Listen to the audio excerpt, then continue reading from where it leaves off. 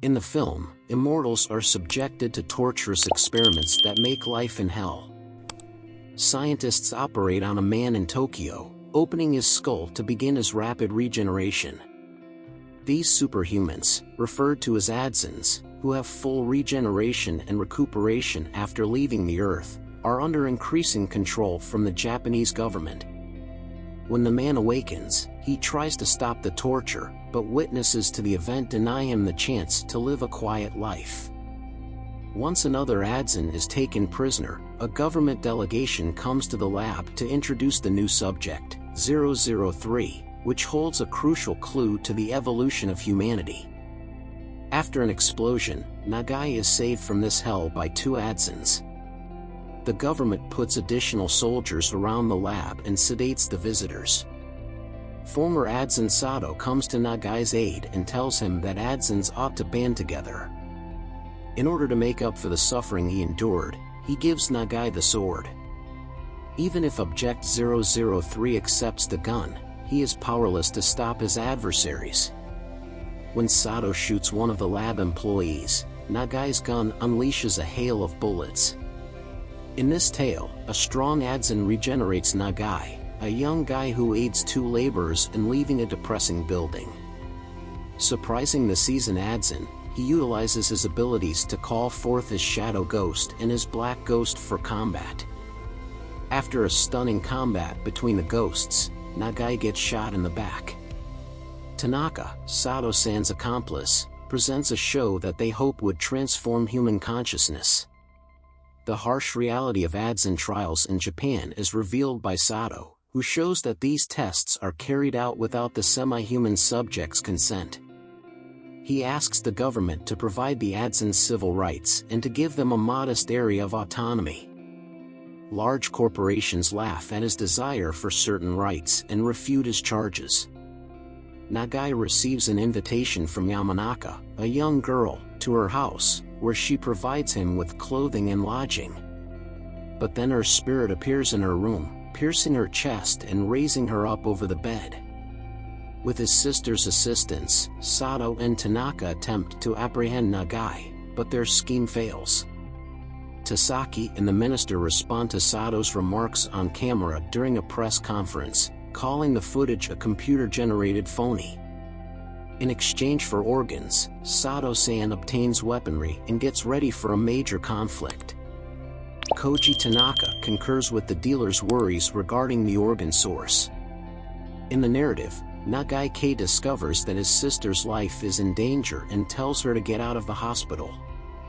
A formidable Adzin named Sato appears live on TV, threatening to attack the Ministry of Health, Labor, and Welfare, which is in charge of the Adzin lab. In order to ensure a fair trial, he summons additional Adzins to the scene. A young man named Yamanaka discovers during this period that his sister is ill and that he is pursuing a medical degree. The government official had to flee as Sato's plane crashes into the health department building at 2:55 p.m. In order to get rid of the Adzins, Tasaki organizes a special operation and sends the SAAT police unit to the location. Tanaka assists Sato in regenerating and engaging in full fight despite having been shot in the head. If their demands are not satisfied, Sato threatens to release lethal gas and demands that Tokyo become their autonomous territory. According to news reports, Nagai most certainly helped carry out the terrorist act. When Tasaki reaches out to Sato, he declines to help Adzins build a town on the site of their choosing. The Adzins divide into two factions after the Japanese authorities are unable to locate the Adzin headquarters. After seeing what's going on, Koji Tanaka receives criticism for his errors, which results in the formation of an improved team known as Anti-Adzin. Meeting Tasaki, Nagai offers his assistance in stopping Sato's plan to poison the city with gas. Nagai, an Adzin who is more familiar with Sato's reasoning, joins the group to propose a solution. They want to ambush the forge plant, and Nagai comes up with an infiltration strategy that can only be carried out by an Adzin. The plant director gives his office a dangerous material that is kept in a safe on X day. The rebels shoot factory workers as they enter the production area and begin to infiltrate. By letting the ghost go free into the woods, Nagai lessens their visibility and makes way for the Adzins to enter the room. The Adzins are shot with tranquilizers and put onto belt-fastened stretchers. When Sato shoots a worker at a sawmill, he reveals that he has a rare chance to witness how an Adzin regenerates around the operational machinery. The greatest part of the worker's body after passing through the wood chipper is his hand, which represents the regrowth surrounding the Adzin's hand. The director is neutralized and comes to when Sato-san and his allies are swallowed by a dark fog. After taking a hazardous material out of the office, they contact Nagai to revive the Special Operation Chief. As they struggle for the vial containing the hazardous material, Izumi Samimura protects her employer from Tanaka's blows.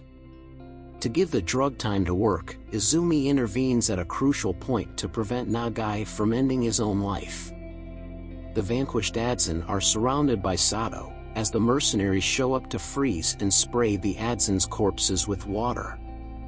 As Nagai starts to resurrect, the special team starts shooting at him. The Black Ghost is left behind as the Adzin soars down the Golden Tower.